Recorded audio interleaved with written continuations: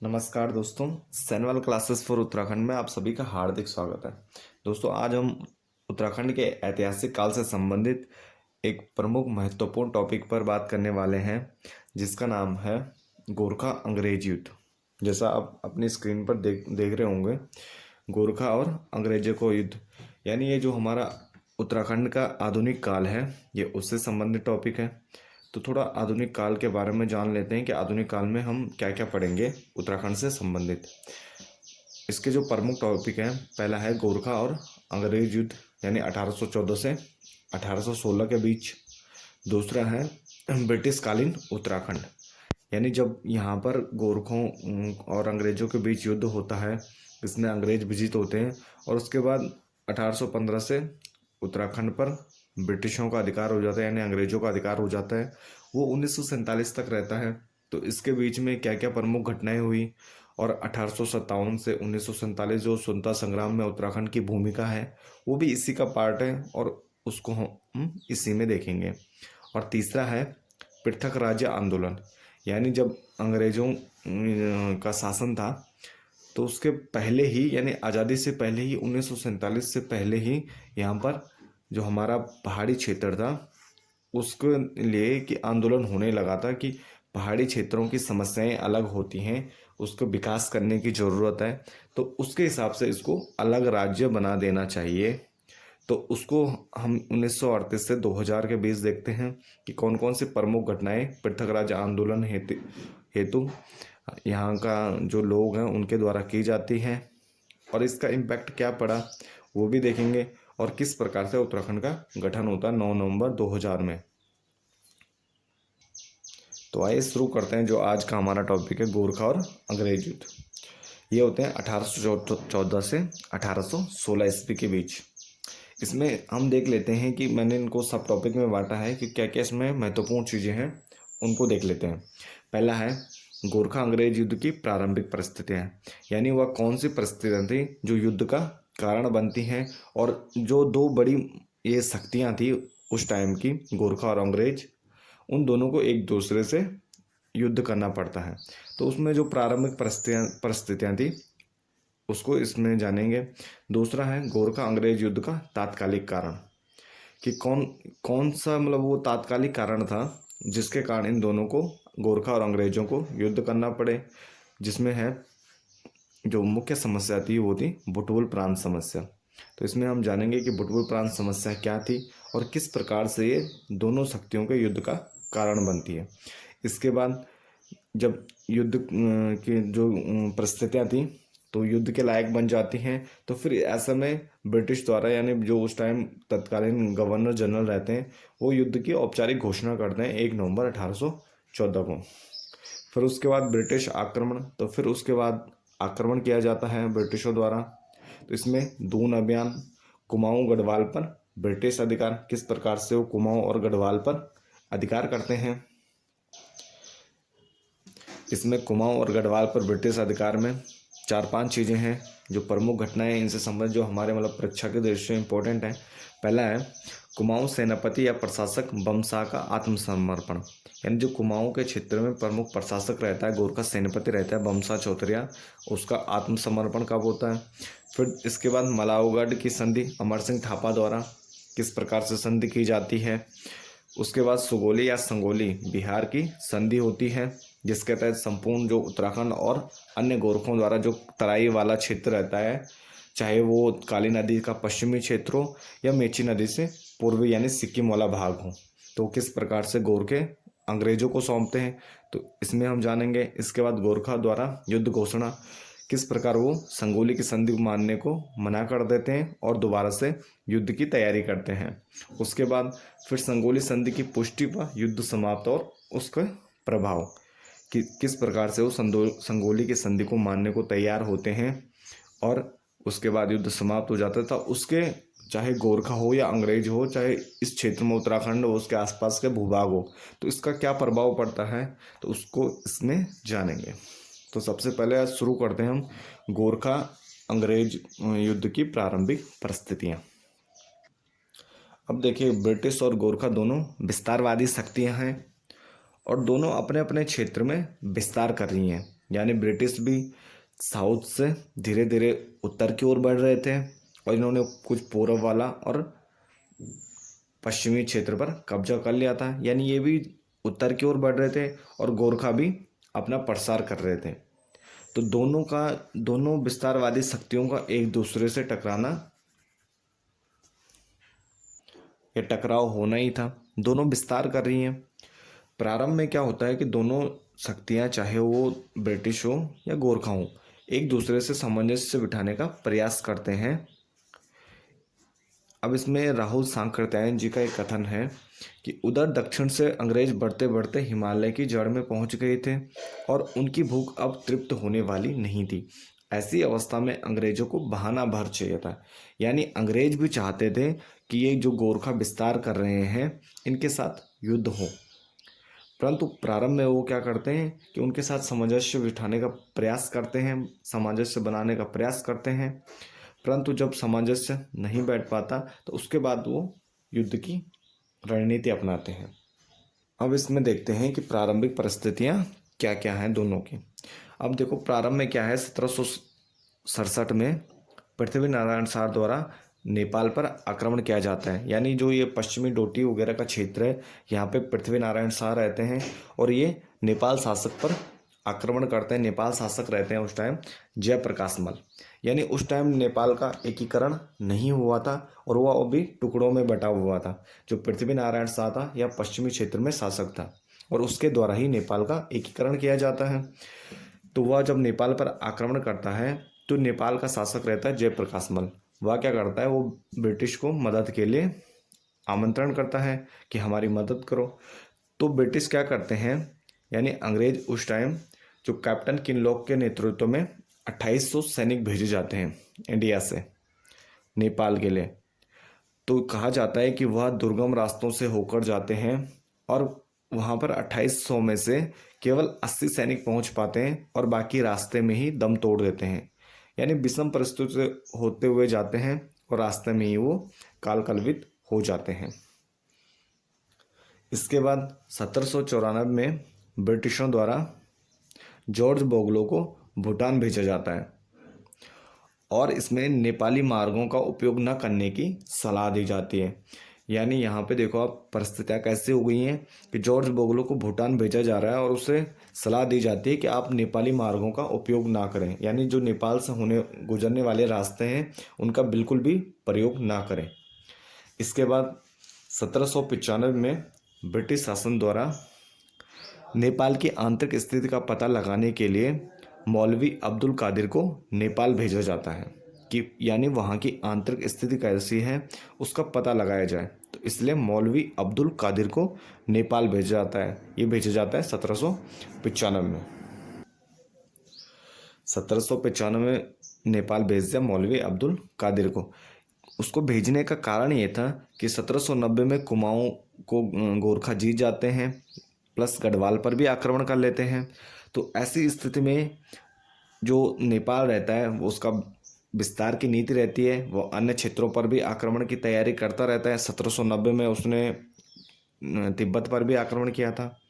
तो इस वजह से जो अंग्रेज थे वो उसकी आंतरिक स्थिति के बारे में जानना चाहते हैं कि उनका किस प्रकार से शासन चलता है, कितने पावरफुल हैं, कि भविष्य में अगर युद्ध की स्थितियां बने तो उनसे किस प्रकार से निपटा जाएगा। तो इसलिए भेजा जाता है नेपाल। इसी प्रकार से 1802-3 में कैप्टन नॉक्स को इसको भी भेजा जाता है नेपाल।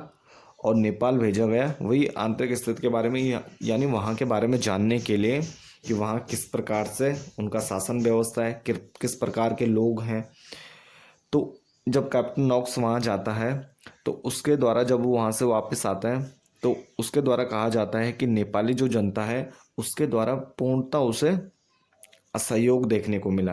यानी नेपाल की जनता द्वारा बिल्कुल भी सहयोग देखने को नहीं मिलता है। ये इसका प्रमुख कथन है, किसका है, कैप्टन नॉक्स का। इसके बाद देखिए कि जो लॉर्ड मिंटो था, यानी जो भारत के गवर्नर जनरल थे या गवर्नर जनरल थे उस टाइम, तो उन्होंने 1809 में अल्मोड़ा में वनों से लीसा प्राप्त लीसा निकालने का प्रशिक्षण देने के लिए नेपाली शासक विक्रम शाह को एक पत्र लिखा और ये सिफारिश की थी उन्होंने काशीपुर में रुदरफोर्ड नाम का एक फैक्ट्री प्रबंधक थे उनके लिए कि जो ये रुदरफोर्ड है इनको अल्मोड़ा से वनों से लीसा प्राप्त करने की अनुमति तथा इनसे संबंधित जो यहाँ पे व्यक्ति हैं यानी काम करने वाले कामगार हैं उनको लीसा निकालने की यानी जो उनका जो प्रशिक्षण है वो देने की आप अनुमति प्रदान कीजिए। विक्रम शाह को लेटर लिखा और इसमें विक्रम शाह द्वारा या जो पत्र था इसको स्वीकार कर दिया जाता है और ये अनुमति प्रदान कर दी जाती है। इसके बाद देखिए मूरक्राफ्ट व अन्य जो मूरक्राफ्ट रहता है यानी ये ब्रिटिश यात्री रहता है ये क्या करते हैं ये नेपाल होते हुए तिब्बत की यात्रा करते हैं और इनका जो उद्देश्य था नेपाल होते हुए तिब्बत जाने का वह था उनके संबंध में ये विस्तृत जानकारी के लिए नेपाल से तिब्बत जाते हैं। और मूरक्राफ्ट के साथ जो अन्य लोग थे इनमें कैप्टन हियर से गुलाम जो हैदर खां और हर्षदेव जोशी यानी ये जो कुमाऊं का प्रमुख व्यक्ति है जो पहले दीवान भी था वहाँ पे चंद शासन में तो ये हर्षदेव जोशी भी इनके साथ में रहता है। और कहा जाता है कि ये जब पहले यहाँ से नेपाल होते होते तिब्बत जाते हैं उनसे संबंधित वहाँ प्रमुख जानकारी प्राप्त करते हैं और वापस आते हुए जब वापस आते हैं तो वापस आते हुए 15 अक्टूबर 1812 को ये जो कुमाऊं के सीमा है वहाँ पे रहता है बमसा चौतरिया जो प्रशासक रहता है गोरखा का उनके द्वारा यह बंदी बना दिए जाते हैं मूरक्राफ्ट और उसके साथी ये 15 अक्टूबर 1812 को बंदी बना दिए जाते हैं।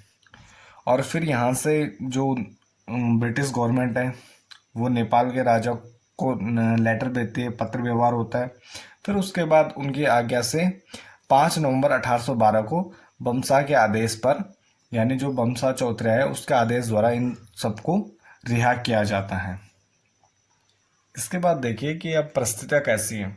1790 में इन्होंने कुमाऊं को विजित कर लिया गोरखों ने और 1804 में खुड़बुड़ा के युद्ध में प्रद्युमन शाह को इन्होंने परास्त कर दिया उनकी मृत्यु हो जाती है।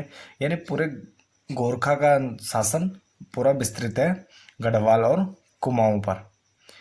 अब नेपाल में उस टाइम जो शासक रहते हैं यानी राजा रहते हैं वो रण बहादुर शाह रहते हैं। अब देखो यहाँ पर जो अंग्रेज़ थे वो 1787 से ही इनसे परेशान थे यानी जो गोरखे थे वो 1787 से ही ब्रिटिश सीमा के आसपास उनका आतंक रहता है यानी वो आक्रमण करते रहते थे। अब दूसरा ये है गढ़वाल से सुदर्शन शाह और कुमाऊं से हर्षदेव जोशी लगातार ये कहते रहते हैं कि आप इनके खिलाफ आक्रमण करो यानी ब्रिटिशों को आमंत्रण गढ़वाल और कुमाऊं के क्षेत्र में आक्रमण का न्योता देते रहते हैं और साथ में कहते हैं कि जो गढ़वाल और कुमाऊं की जनता है वो भी इस युद्ध में सहयोग करेगी।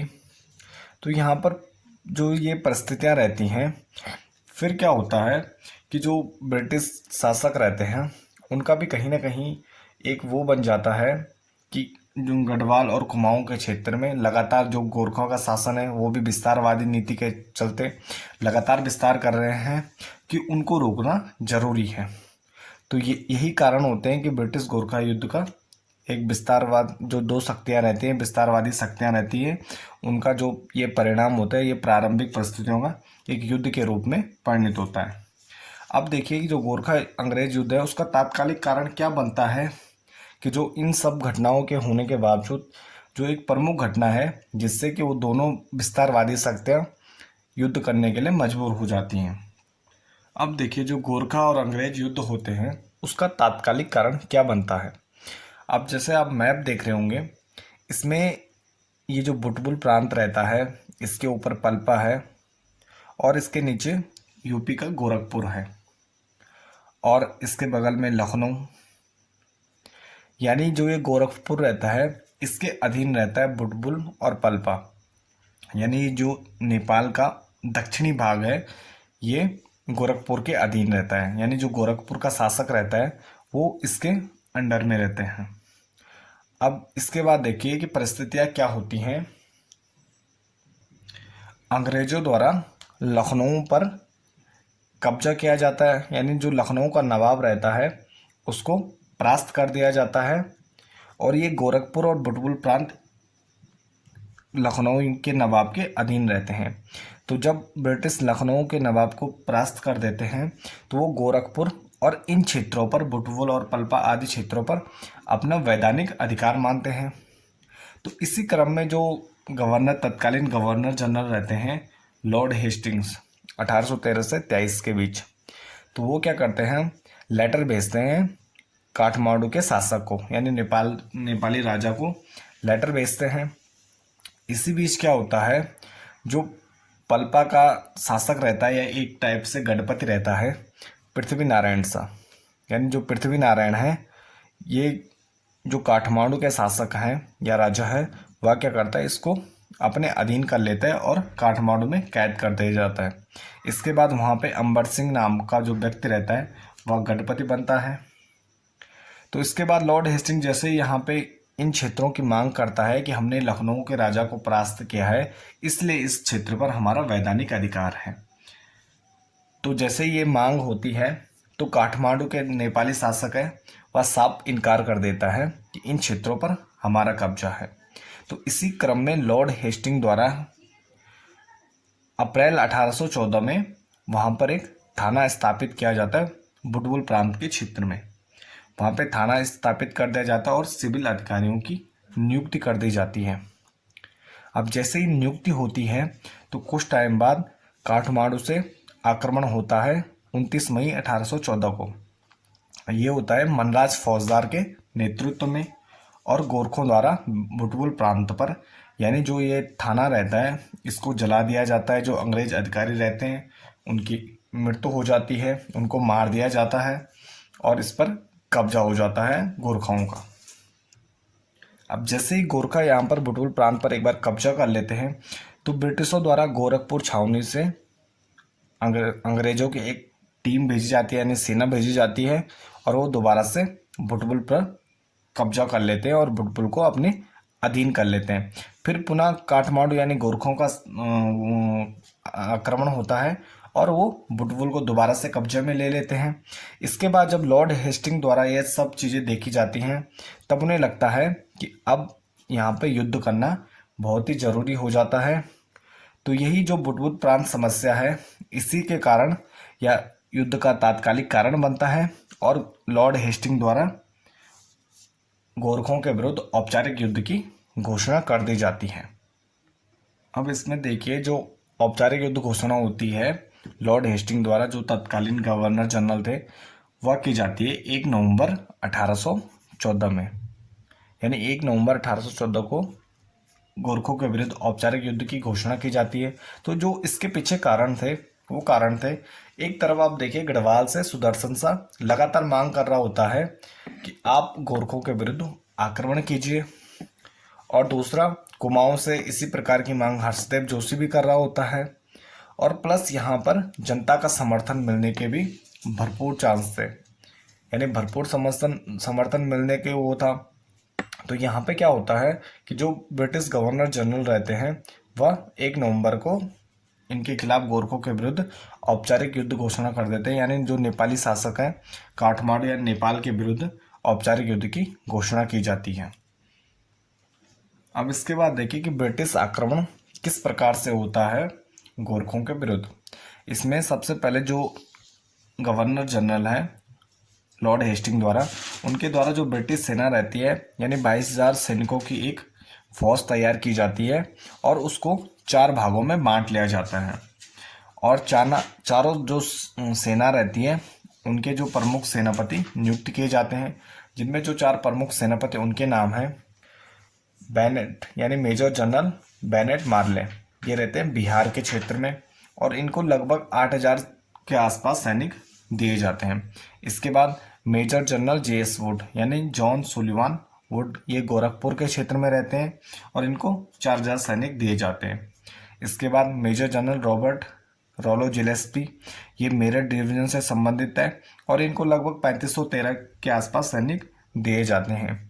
इसके बाद जो चौथा और अंतिम सेनापति हैं मेजर जनरल डेविड ऑक्टलोनी, और ये लुधियाना डिवीजन से संबंधित रहते हैं और इनको लगभग 6000 सैनिक प्रदान किए जाते हैं। अब देखिए ये है जो मैप दिख रहा होगा, इसमें यानी जो सतलज है शिमला के आसपास एचपी यानी हिमाचल प्रदेश वाला क्षेत्र है, यहाँ पे लुधियाना डिवीजन से डेविड ऑक्टोलोनी को कहा जाता है कि आप इस क्षेत्र पर आक्रमण कीजिए। मेरठ डिवीजन इस क्षेत्र में यानी ये जो उत्तराखंड से नज़दीक है देहरादून वाला क्षेत्र रहता है, रॉबर्ट रोलो जिलेस्पी को कहा जाता है कि आप इस क्षेत्र में आक्रमण कीजिए। उस टाइम यहाँ पे तुलाराम नाम का गढ़वाल में गोरखा सूबेदार रहता है। फिर इसके बाद जो मेजर जनरल जेएस वुड है ये गोरखपुर से रहते हैं और इनको और बिहार से मेजर माले इनको काठमांडू पर आक्रमण का आदेश दिया जाता है कि आप दोनों एक साथ काठमांडू के यानी नेपाल के क्षेत्र पर आक्रमण करें।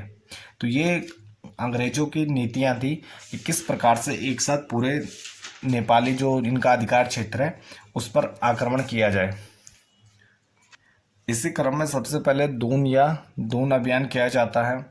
इसमें दो प्रमुख चीज़ें हैं, पहला है नाला पानी और खलंगा का युद्ध, यानी जो नाला पानी और खलंगा दुर्ग पर आक्रमण होता है। उसके बाद दूसरा है दून के अन्य भागों का विजय अभियान, यानी दून के जो अन्य क्षेत्र हैं उनका अभियान, जो छोटे मोटे युद्ध होते हैं और समस्त दून ब्रिटिश के अधीन आ जाता है। तो किस प्रकार से घटनाएं होती हैं वो इसमें हम देखते हैं। सबसे पहले है नाला पानी या खलंगा या कलंगा युद्ध। तो इसमें देखिए ये युद्ध होता है 24 अक्टूबर 1814 से 30 नवंबर 1814 के बीच। अब इसमें देखिए जो परिस्थितियाँ क्या है, यानी मेरठ डिवीजन से रॉबर्ट रोलो जिलेस्पी को कहा जाता है कि आप दून के क्षेत्र पर आक्रमण करें। तो यहाँ पर जो रोलो जिलेस्पी रहता है ये क्या करता है, ये सेना को दो भागों में बांट देता है। लेफ्टिनेंट कर्नल कारपेंटर और लेफ्टिनेंट कर्नल मॉबी के नेतृत्व में सेना दो भागों में आगे बढ़ती है और ये तिमली और मोहन पास से होकर देहरादून के क्षेत्र में प्रवेश करती है। और इस क्षेत्र में जो कलंगा या खलंगा कहें यानी नाला पानी देहरादून के क्षेत्र में बलभद्र थापा रहता है, जो जिसका प्रमुख दुर्ग रहता है और वहाँ का किलेदार रहता है यानी सेनापति रहता है। तो अगर खलंगा की बात की जाए, नाम की बात की जाए, तो खलंगा गोरखा सैन्य शिविर या छावनी कहा जाता है। गोरखा यानी गोरखाली में जो उनकी लोकल लैंग्वेज है उसमें गोरखा सैन्य शिविर या एक प्रकार से सैनिकों की छावनी को कहा जाता है खलंगा। तो इसमें देखिए कि यहाँ पर सेना दो भागों में बढ़ती है आगे और तिमली और मोहन पास से होकर देहरादून के क्षेत्र में प्रवेश करती है। इन दोनों के नेतृत्व में कारपेंटर और मॉबी के नेतृत्व में सेना 24 अक्टूबर को देहरादून पहुंचती है और खलंगा दुर्ग से थोड़ा दूर यानी 500 मीटर की दूरी के आसपास नाला पानी के क्षेत्र में एक डेरा स्थापित किया जाता है यानी शिविर लगाया जाता है और कहा जाता है कि 24 अक्टूबर को ही किले पर पहला आक्रमण किया जाता है। और ये जो पहला आक्रमण खलंगा दुर्ग पर किया जाता है यह कर्नल मॉबी के नेतृत्व में किया जाता है, यानी जो पहला आक्रमण होता है कर्नल मॉबी के नेतृत्व में होता है। और इसके बाद 26 अक्टूबर को रॉबर्ट रॉली जिलेस्पी खुद वहां पहुंचता है नाला पानी के क्षेत्र में और वो जब देखता है कि यहाँ पर आक्रमण असफल हो जाता है, पहला आक्रमण असफल हो जाता है, तो इसके बाद 26 अक्टूबर को दूसरा आक्रमण होता है रॉबर्ट रॉली जिलेस्पी के नेतृत्व में और कहा जाता है इसमें तोपों का प्रयोग किया जाता है। लेकिन जो फिर भी जो ये गोरखा किला रहता है इसके जो वो रहते हैं गोरखा सैनिक रहते हैं वो किले के द्वार नहीं खोलते हैं और तोपों का इन पर कोई प्रभाव नहीं पड़ता है। इसके बाद जिलेस्पी अपनी रणनीति को चेंज करता है और चारों तरफ से आक्रमण करने के लिए ब्रिटिश सेना का विभाजन कर देता है 5 भागों में।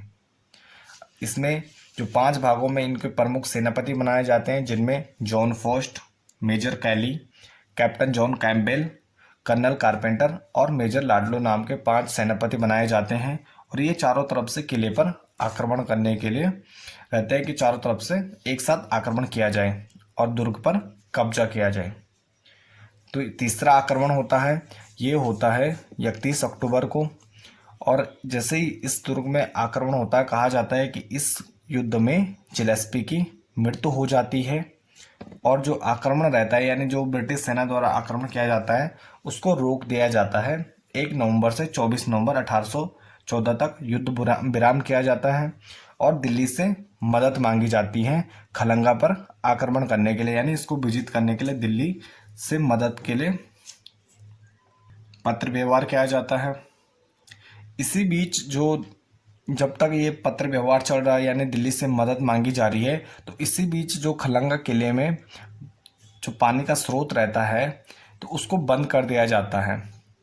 तो पानी बंद करने से यानी 15-20 दिन पानी बंद रहता है और पानी की कमी से अंततः गोरखों द्वारा, यानी जो बलभद्र थापा के नेतृत्व में गोरखा रहते हैं, उनके द्वारा 30 नवंबर को खलंगा दुर्ग के द्वार खोल दिए जाते हैं। और कहा जाता है कि इस बीच, यानी जो बीच में इतने युद्ध हुए थे, तो इसमें लगभग जो 500-600 सैनिक रहते हैं, उनमें से केवल 70-80 सैनिक और बलभद्र थापा ही बचते हैं।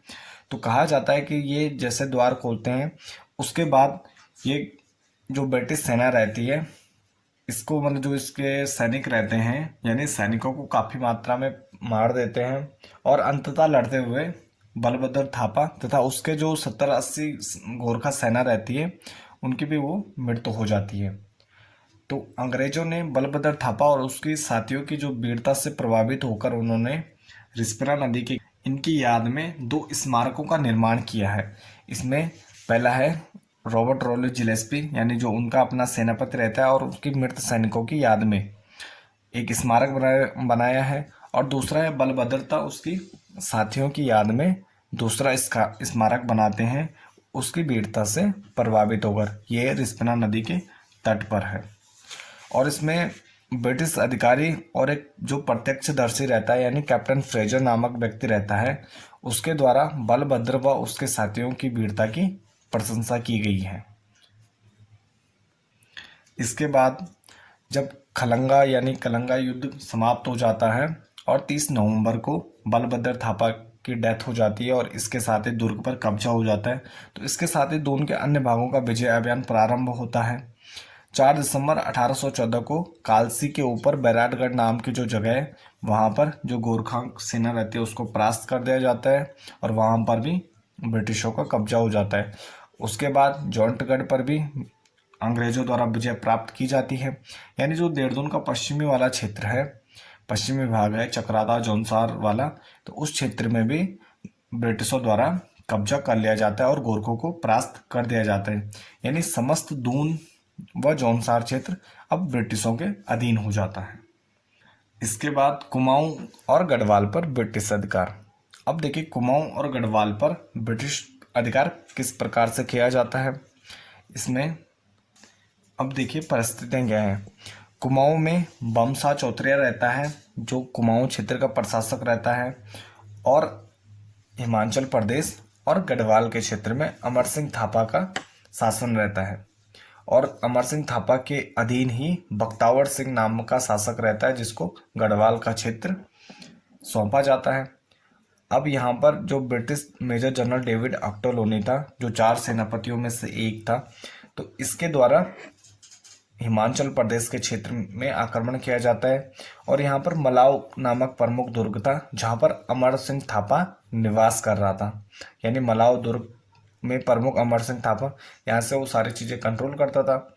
अब इसमें देखिए जो डेविड ऑक्टोलोनी है, ये यहाँ पर आक्रमण करते हैं अमर सिंह थापा, और इनको मलावगढ़ संधि करनी पड़ती है। 10 मई को यहाँ पर रणनीति बनाई जाती है मलाव दुर्ग पर कब्जा करने की, और 15 मई को अमर सिंह थापा को पराजित कर दिया जाता है और मलावगढ़ की संधि की जाती है। इससे पहले कर्नल निकोलस और कर्नल गार्डनर यानी डेविड ऑक्टोलोनी के अधीन ही हैं, और इनके द्वारा कुमाऊं पर आक्रमण किया जाता है। अब इसमें हर्षदेव जोशी भी सेना के साथ साथ चलता है, और कुमाऊं की जो जनता है वह भी ब्रिटिशों का साथ देती है, यानी अंग्रेजों का साथ देती है। तो सबसे पहले जो आक्रमण होता है ये 23 अप्रैल 1815 को गणना डांडा यानी अल्मोड़ा के क्षेत्र पर आक्रमण होता है। और इसमें जो रण बहादुर शाह का चाचा रहते हैं हस्तिदल चौधरी यानी इनका प्रमुख सेनापति हैं, उसकी मृत्यु हो जाती है 23 अप्रैल 1815 को गणना डांडा के युद्ध में। इसके बाद कर्नल निकोलस और गार्डनर के नेतृत्व में अल्मोड़ा पर आक्रमण किया जाता है 25 अप्रैल 1815 को। जैसे आक्रमण होता है तो यहाँ पर भी गोरखा परास्त होते हैं। अब बमसा द्वारा देखा जाता है कि लगातार हार हो रही है, तो अंततः वह क्या करता है 27 अप्रैल को संधि कर देता है ब्रिटिशों के साथ। यानी 27 अप्रैल 1815 को बमसा कुमाऊं के क्षेत्र को ब्रिटिशों को सौंप देता है और यह संधि होती है कर्नल निकोलस और कर्नल गार्डनर के नेतृत्व में, और गोरखों की तरफ से बमसा द्वारा इस पर हस्ताक्षर किए जाते हैं। अब इसके बाद देखिए कि मलाऊ दुर्ग यानी मलाऊगढ़ की संधि हो जाती है अमर सिंह थापा और डेविड ऑक्टरलोनी के बीच। तो इसके तहत अमर सिंह थापा गढ़वाल में बख्तावर सिंह को एक संदेश भिजवाता है कि जो काली यानी सतलज से, शिमला से, हिमाचल प्रदेश से और काली तक जो समस्त दुर्ग रहते हैं उनको आप खाली कर दो। और इससे पहले लोहागढ़ यानी चमोली का जो बॉर्डर वाला एरिया है बागेश्वर से, उसमें लोहागढ़ नाम की जगह है। तो जो गढ़वाल में गोरखों की प्रधान चौकी रहती है, इसको 22 अप्रैल को ही ब्रिटिशों द्वारा खाली करवा दिया जाता है। तो जैसे ही ये लेटर भिजवाता है बख्तावर सिंह को, और इसी के साथ ही गोरखा यहाँ से सारे जो दुर्ग रहते हैं, जितने भी उनके कब्जे में रहते हैं, वह खाली करना स्टार्ट कर देते हैं। अब जैसे ये परिस्थितियाँ होती हैं, इसके बाद नेपाल से चीन को मदद के लिए न्योता जाता है कि काठमांडू द्वारा मदद की पेशकश की जाती है। परंतु तभी वहाँ चाइना में यानी गृह युद्ध, उनके स्वयं वहाँ पे गृह युद्ध चल रहा होता है, गृह युद्ध के हालात रहते हैं। इस वजह से चाइना उसकी कोई मदद नहीं कर पाता और यहाँ पर कुमाऊं और गढ़वाल और हिमाचल के क्षेत्र से गोरखों को वापस जाना पड़ता है। अब इसमें आगे देखिए, जो हर्षदेव जोशी हैं, इसके द्वारा कुमाऊं के क्षेत्र में ब्रिटिशों का साथ दिया जाता है। इस पर इतिहासकार एटकिंसन का कथन है कि कंपनी का प्रधान साधन जिसने जनता का साथ देने के लिए प्रेरित किया वह हर्षदेव जोशी था।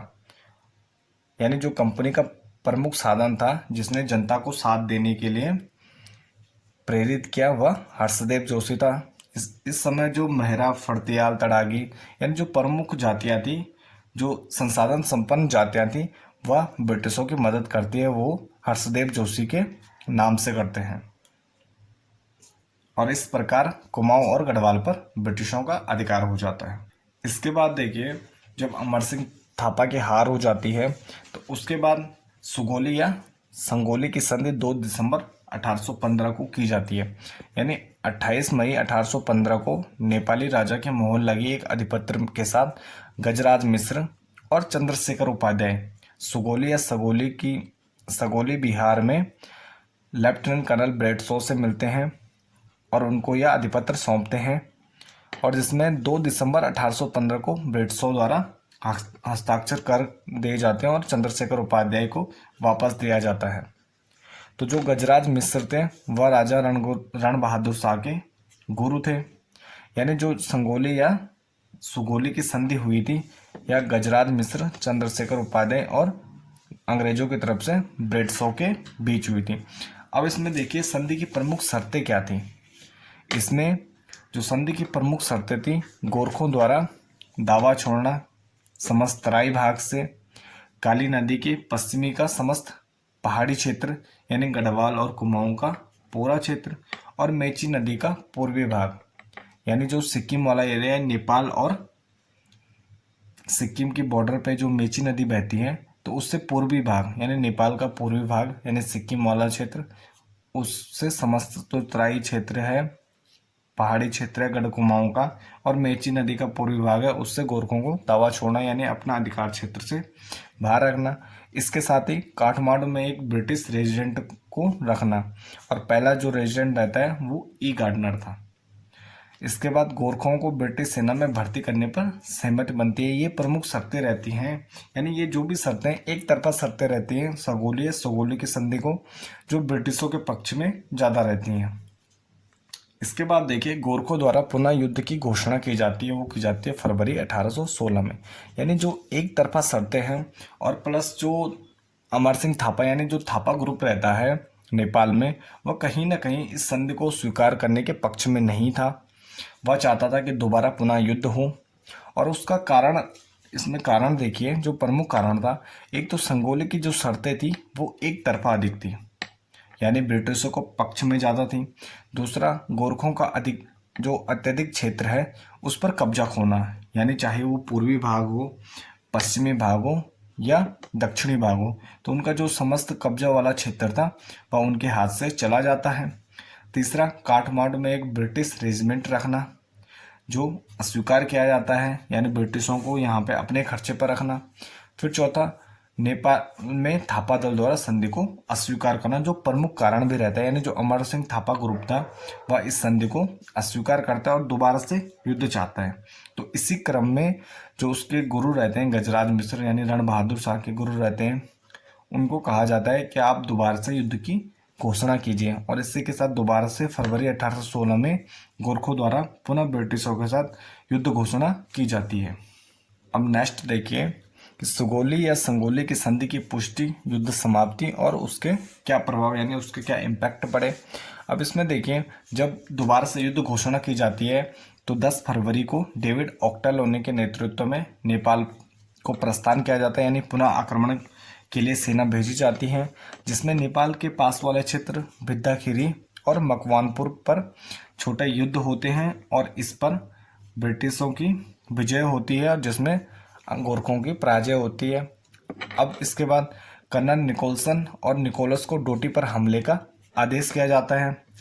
ये भी सेना लेके प्रस्थान करते हैं और तब तक जब ये परिस्थितियाँ बनती हैं कि नेपाल के आसपास वाले क्षेत्र पर यानी ब्रिटिशों द्वारा कब्जा कर लिया जाता है, तो इस प्रकार से जो थापा ग्रुप रहता है वो कहीं ना कहीं वह भी हार को देखते हुए कि ऐसा ना हो कि अगले दिन ये काठमांडू पर भी आक्रमण कर ले और यहाँ पर भी कब्जा कर ले, तो यहाँ इस प्रकार जो राजा रहता है विक्रम शाह, वह अंततः इस संधि को स्वीकार कर लेता है और 4 मार्च 1816 को संगोली की संधि की पुष्टि हो जाती है और युद्ध समाप्ति की घोषणा की जाती है। इसके साथ ही ई गार्डनर को राजनीतिक एजेंट के रूप में सेना के साथ चलने का आदेश था और ट्रेल को कुमाऊं का कमिश्नर बना दिया जाता है, यानी जो सहायक कमिश्नर ट्रेल था उसको कुमाऊं का कमिश्नर का भार सौंप दिया जाता है। अब देखिए इसमें क्या प्रभाव पड़े, यानी जब ये संगोली की संधि को स्वीकार कर दिया जाता है तो उससे क्या प्रभाव पड़े। गोरखों से एक बड़े भूभाग का निकलना, यानी गोरखों का एक बड़ा भूभाग उनके हाथ से निकल गए। दूसरा, नेपाल जो एक विस्तारवादी शक्ति के रूप में उभर रहा था वह नेपाल के ही क्षेत्र में सीमित हो गया। तीसरा, संधि की एक तरफा शर्तें माना, यानी मजबूरी में ही सही संधि की उन्हें संगोली संधि की एक तरफा शर्तें माननी पड़ी। चौथा, यहाँ पर गोरखा प्रभाव, यानी गोरखाओं जो प्रभाव था उसका कम हो जाता है, जो गोरखा प्रभाव था वह कम हो जाता है। और इसके साथ ही जो हमारा प्रमुख अध्ययन है, यानी गढ़ कुमाऊं में ब्रिटिश शासन का प्रारंभ हो जाता है और इसके साथ ही समस्त उत्तराखंड पर टेरी रियासत को छोड़कर गोरखा शासन की समाप्ति हो जाती है और ब्रिटिश शासन का प्रारंभ हो जाता है। इसके साथ ही अगर संगोली संधि के बारे में एग्जाम में आता है तो इसमें आपको 2 चीज़ें ध्यान रखनी है, यानी कि जो संगोली संधि हुई थी वह जिसकी घोषणा की गई थी, संगोली संधि की घोषणा की जाती है 2 दिसंबर 1815 को। इसमें दो डेटें हैं जो आपको ध्यान रखनी है। इसमें अगर घोषणा की बात की जाती है तो 2 दिसंबर 1815 की, अगर लागू करने की बात की जाती है तो ये 4 मार्च 1816 को लागू हुई थी। तो ये दोनों चीज़ें आपको ध्यान रखनी है। बाकी इससे के साथ मिलते हैं एक नेक्स्ट टॉपिक के साथ, तब तक के लिए धन्यवाद।